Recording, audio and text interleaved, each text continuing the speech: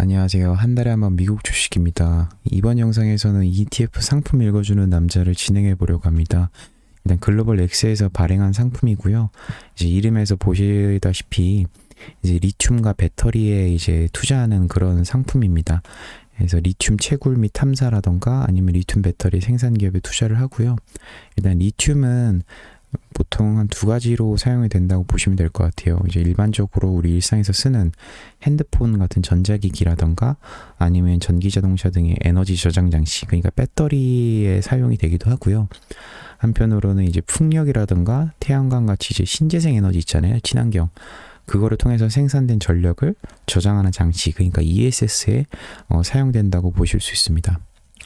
일단 제가 보유하고 있는 주식수는 15주 정도 되고 있고요.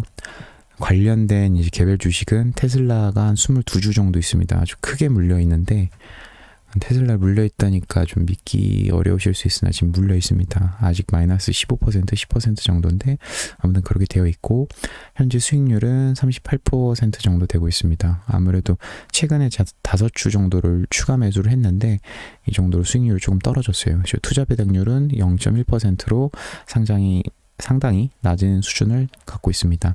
일단 상품 개요를 말씀드릴게요. 이제 투자 분야는 리튬이나 배터리, 아까 앞서서 말씀드렸다시피 그렇게 투자 분야를 정해놓고 있고요. 운용사는 글로벌 X, 미래에셋 대우죠. 해서 하고 출시일은 2010년도 7월에 발행이 된 그런 상품입니다. 운용 보수는 0.75%로 굉장히 비싼 편이고요. 운용 자산 총 금액은 한 16억 달러, 그러니까 한 2조 원 정도 될 것 같아요. 그 정도면 예전에 아이클린 말씀을 드렸는데 그 정도 수준의 운용 자산이 되지 않을까 싶습니다. 그리고 세전 시가 배당률은 0.17%로 반기 배당입니다. 그래서 6월 달과 12월 달에 배당이 나오는데 이 정도 수준이면 사실상 배당이 없다고 보시면 될 것 같아요.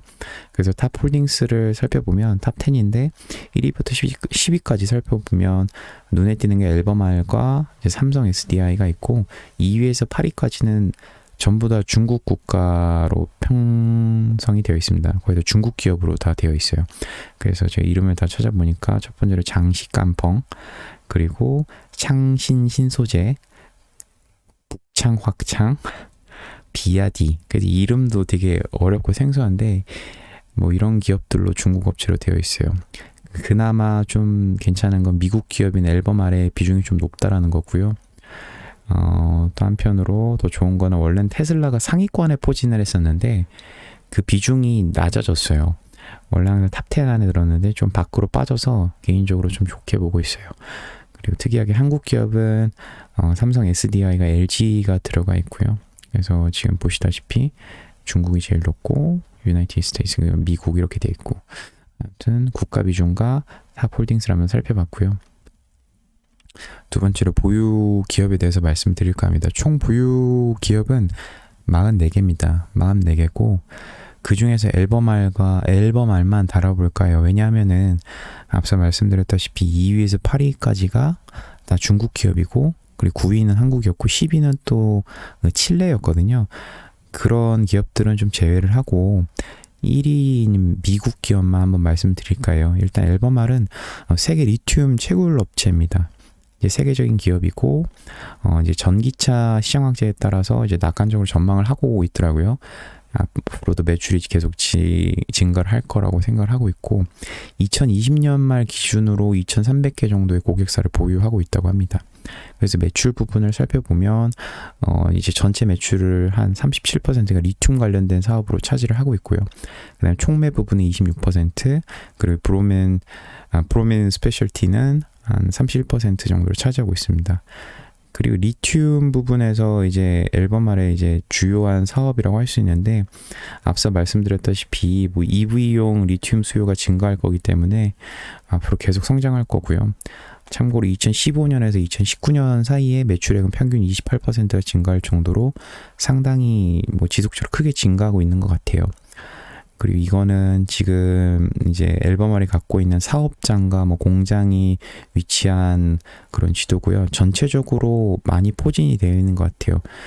그리고 이제 매출, 아까 또 말씀 좀 추가로 드리면 이게 지역마다 좀 다른데 보통은 북미에서 26%가 정도 나오고요.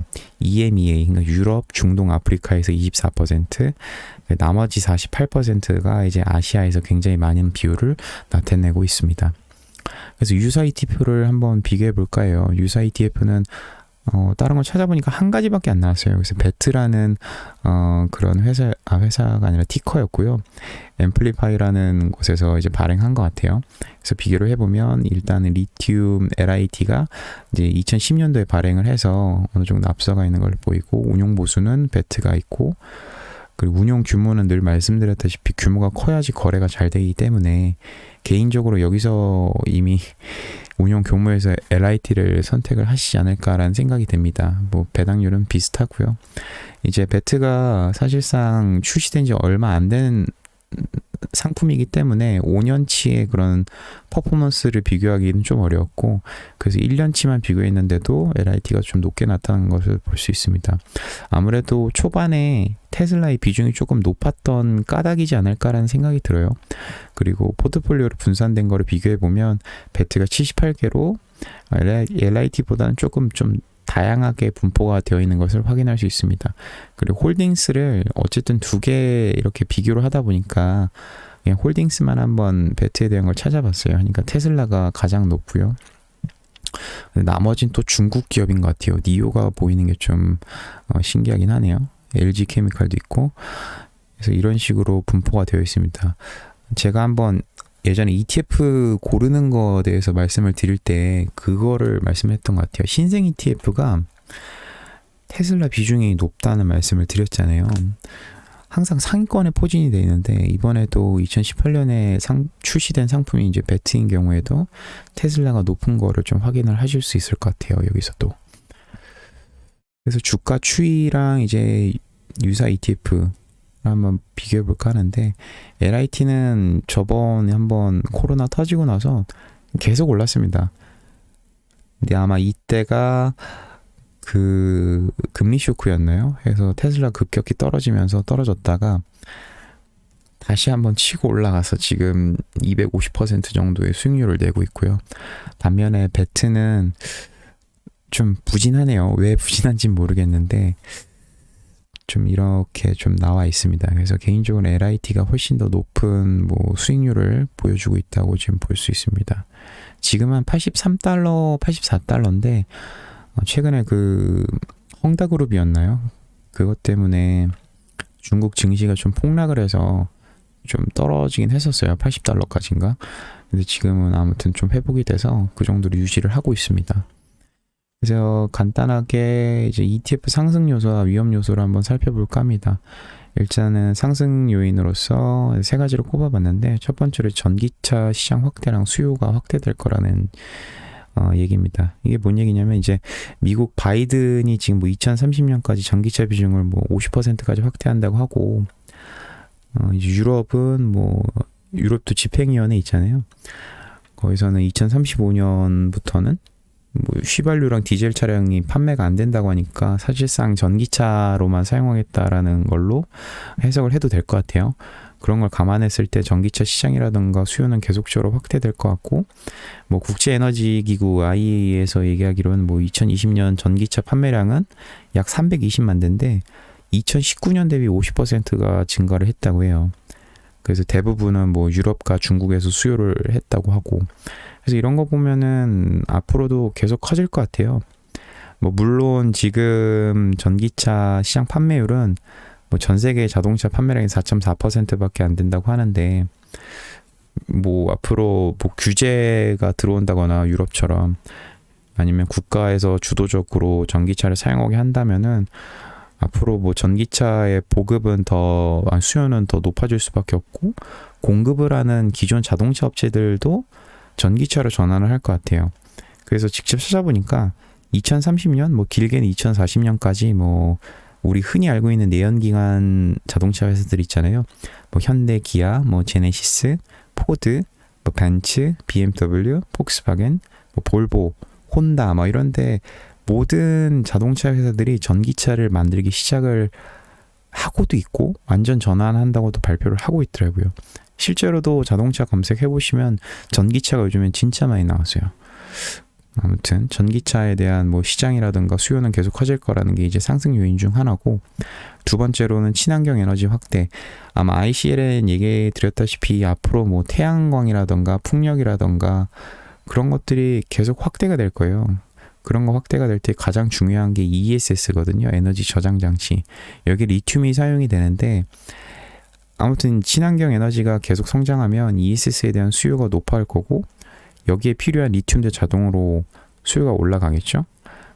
그래서 이것도 어쨌든 상승 요인으로 편입을 시킬 수 있을 것 같고, 그리고 지금 리튬 가격이 계속 상승을 하고 있습니다. 그러니까 수요가 불균형이에요. 그 얘기는 뭐냐면 공급 대비 이런 앞선 두 가지 요인 때문에 수요가 높다는 거고, 그래서 이런 게 앞으로 계속될 것 같아요. 지금 2018년 기준으로 이제 과공급 상태였는데 계속해서 그 수요가 이제 공급을 충분히 따라잡고 앞으로는 초과할 것 같아요. 그런 까닭에 앞서 뭐 수익률을 보셨다시피 그렇기 때문에 뭐 수익률이 그렇게 계속 올라갔다라고 저는 생각이 들고요. ETF 가격이 그만큼 올라갔으니까.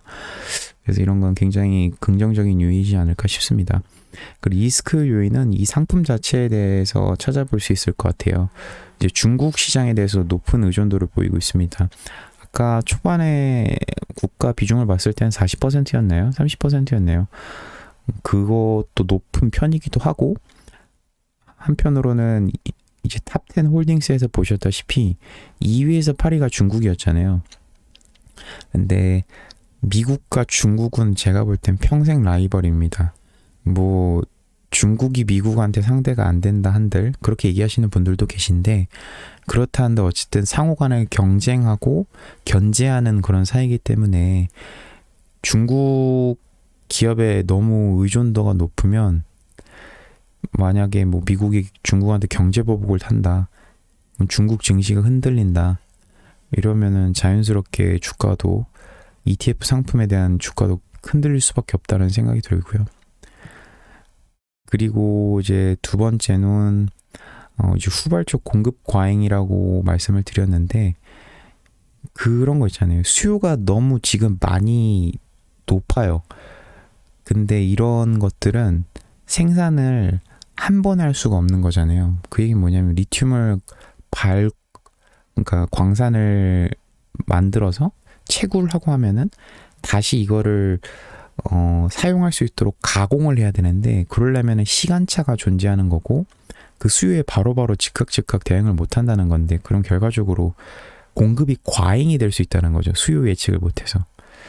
근데 하지만 이거는 조금 애매한 게, 뭐 아까 말씀드렸다시피 이게 일시적인 것 같아요. 아무래도 이제 과잉 공급이라던가 초과 수요라던가 이런 거는 뭐 균형을 찾기 위한 그런 성숙을 위한 그런 단계이기 때문에 이건 좀 일시적인 리스크라는 생각이 조금 듭니다. 그렇기 때문에 제가 여기다 아까 넣는 게 조금 애매하다고 말씀을 드렸던 것 같아요. 그래서 제가 보고 있는 이 ETF에 대한 상승 요소와 위험 요소는 두 가지 이렇게 구분해봐서 써봤고요.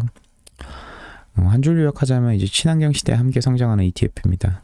뭐 전기 자동차도 말씀을 드렸고, 앞으로 친환경 에너지도 계속해서 그 수요와 기술이 증가할 거기 때문에, 발전할 거기 때문에 앞으로 계속 그 수요가 늘어날 것 같아요.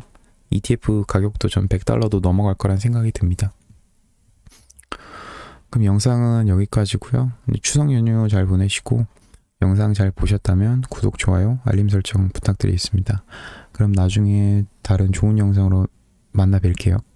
안녕.